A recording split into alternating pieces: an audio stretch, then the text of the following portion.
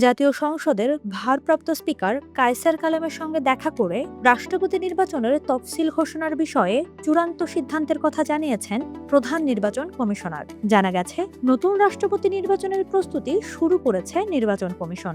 এ লক্ষ্যে ভারপ্রাপ্ত স্পিকার কায়সার কালামের সঙ্গে বৈঠক করেছেন প্রধান নির্বাচন কমিশনার এএমএম নাসির উদ্দিন। মঙ্গলবার ২৮ জুলাই সকালে সংসদ ভবনে অনুষ্ঠিত বৈঠকে রাষ্ট্রপতি নির্বাচনের প্রক্রিয়া, সম্ভাব্য সময়সূচি এবং আইনগত বিষয় নিয়ে আলোচনা হয়। বৈঠক শেষে সিইসি জানান, সংবিধান ও আইন অনুযায়ী স্পিকারের সঙ্গে পরামর্শ করে রাষ্ট্রপতি নির্বাচনের দিনক্ষণ নির্ধারণ করা হবে। তিনি বলেন, নির্বাচন কমিশন যে কোনো সময় রাষ্ট্রপতি নির্বাচন আয়োজনের জন্য সম্পূর্ণ প্রস্তুত। তবে স্থানীয় সরকার নির্বাচনের প্রস্তুতিও একসঙ্গে চলায় কমিশনকে সমন্বয় করে কাজ করতে হচ্ছে।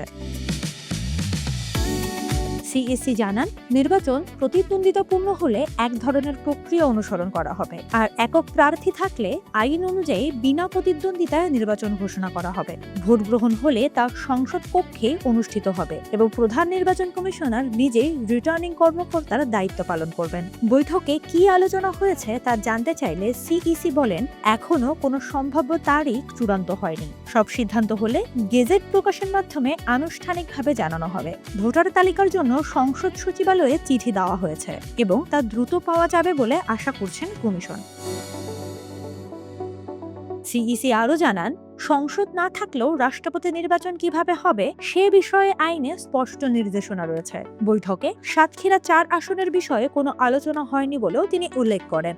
রাষ্ট্রপতি মোহাম্মদ শাহাবুদ্দিনের বিদায়ের পর নতুন রাষ্ট্রপ্রধান নির্বাচনের আনুষ্ঠানিক প্রক্রিয়া শুরু হওয়ায় বিষয়টি এখন রাজনৈতিক অঙ্গনেও গুরুত্ব পাচ্ছে।